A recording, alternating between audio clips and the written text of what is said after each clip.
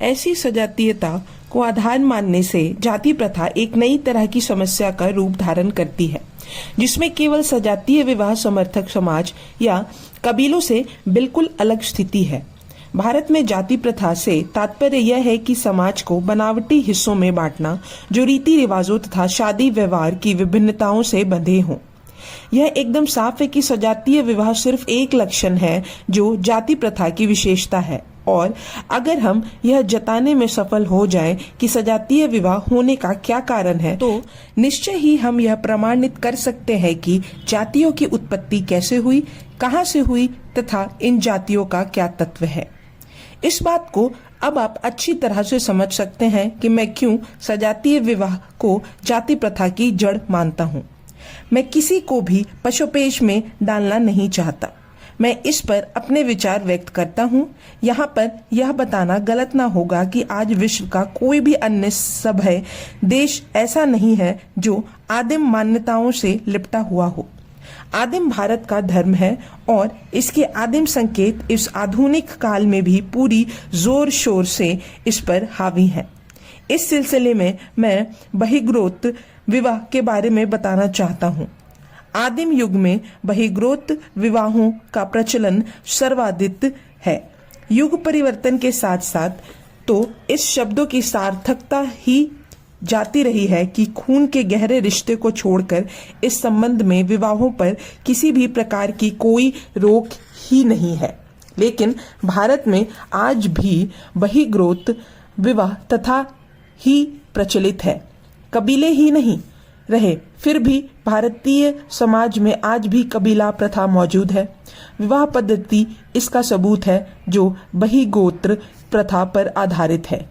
यहाँ सापिंड विवाहों पर ही रोक नहीं है, बल्कि सगोत्र विवाहों पर भी पवित्र माना जाता है।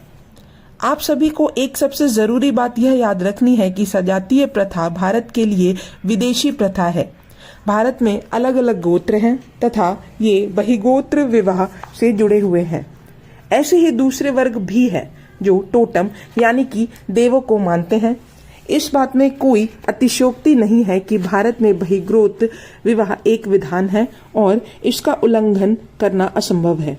यहाँ तक कि अपनी जाति के अंदर विवाह प्रथा के बावजूद गोत्र के बाहर विवाह पद्धति को जटिलता से पालन किया जाता है।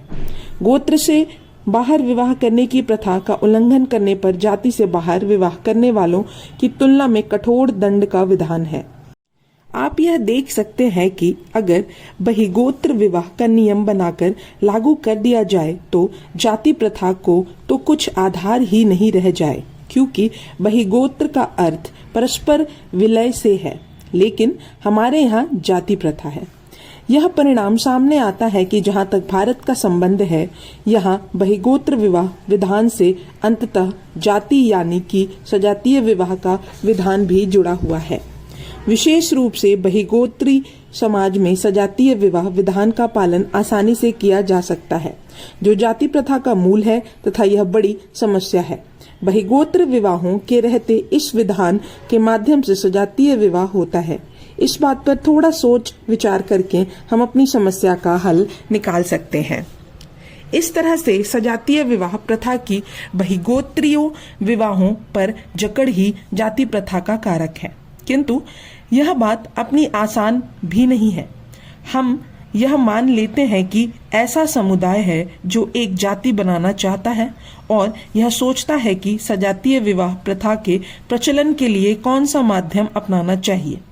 अगर कोई समुदाय सजातीय विवाह पद्धति को अलग करके अंतरजातीय विवाह निषेध का उल्लंघन करता है तथा अपने समुदाय के बाहर विवाह कर लेता है तो वह बेकार है। मूल रूप से इस परिप्रेक्ष्य में कि सजातीय विवाह प्रथा के पहले सभी विवाह बहिर्गोत्र ही होते थे। फिर सारे वर्गों में यह प्रकृति है कि वे सम्मिश्रण के पक्षधर हैं और वे एक सजातीय वर्ग में जुड़े जाते हैं।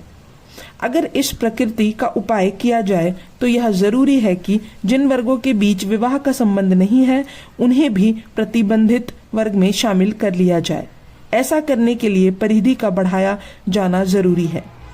ऐसा करने के बावजूद भी बाहरी समुदाय में शादी व्यवहार पर रोक लगाने से आंतरिक समस्याएं खड़ी हो जाती हैं, जिनका हल निकालना आसान काम नहीं है।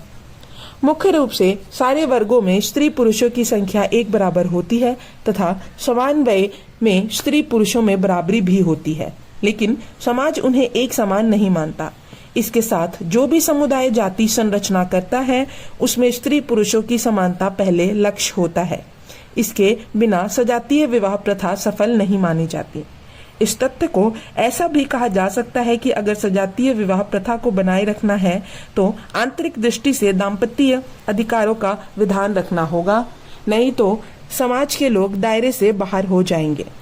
अगर आंतरिक दृष्टि से दाम्पत्य अधिकार दिया जाए तो जाति संरचना की सफलता के लिए स्त्री पुरुषों की संख्या एक समान रखना जरूरी होगी।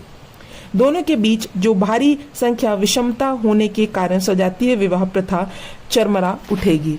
अब हमें यह देखना चाहिए कि हमने ऊपर जिस वर्ग की कल्पना की है वह इन बचे हुए स्त्री पुरुषों का क्या करेगा। सबसे पहले हम विधवा स्त्रियों को लेते हैं, जिनका दो तरह से इंतजाम किया जा सकता है, जिसमें कि सजातीय विवाह प्रथा ऐसा ही बनी रहे। सबसे पहला, उस स्त्री को उसके मृत पति के साथ जला दिया जाए तथा उसमें मुक्ति पाली जाए। स्त्री पुरुषों के अंतर को कम करने के लिए यह एक अव्यवहारिक तरीका है। कुछ मामलों में यह तरीका संभव है और कुछ मामलों में नहीं। नतीजा यह निकला कि हर स्त्री को ठिकाना नहीं लगाया जा सकता। अगर देखें तो यह एक आसान तरीका है, परंतु बहुत कटु स्थिति है। ऐसी विधवाएं अगर ठिकाने नहीं लगाए जा सके तो और वे जाति में ही बनी रहें तो खतरा दोगुना हो जाता है। वह जाति बाहर विवाह कर लेगी और सजातीवाद को तिलांजलि दे देगी या मुकाबलेबाजी में अपनी जाति की उन स्त्रियों को हक मार लेगी जो विवाह योग्य है। इस प्रकार से यह एक बड़ा खतरा है। अगर वह उसके पति के साथ ना जलाई जा सकी तो उसका दूसरा कुछ इंतजाम करना पड़ेगा। इसके बाद दूसरा समाधान यह है कि उन्हें हमेशा के लिए विधवा छोड़ दिया जाए। जहां तक वंचित परिणाम का संबंध है, उसे जला देना हमेशा विधवा बनाए रखने से बेहतर है। जला देने से जिन आशंकाओं का विधवा का सामना करना पड़ता है वह नष्ट हो जाती है। मरने के बाद वह किसी प्रकार की कोई समस्या नहीं रहेगी तथा वह न जाति बाहर और न ही जाति के अंदर पुनर्विवाह करेगी। लेकिन उसे विधवा के रूप में जिंदा रखना जलाने से ज्यादा अच्छा तथा व्यवहारिक भी है। जहां यह अपेक्षाकृत एक मानवीय प्रथा है, इससे पुनर्विवाह का संदेह भी दूर होता है, लेकिन इससे उस वर्ग की नैतिकता स्थापित नहीं रह सकती। इस बात में कोई आशंका नहीं कि अनिवार्य वैधव्य में स्त्री बच जाती है, लेकिन जीवन भर उसे किसी की वैध पत्नी के अधिकार से अलग कर दिया जाता है। इससे अनैतिकता के लिए बंद हो चुके रास्ते खुलते हैं, परंतु यह कोई दुष्कर कार्य नहीं है। इसे इस हालत में लाया जा सकता है कि उसमें आकर्षण बिल्कुल भी ना बचा रह सके।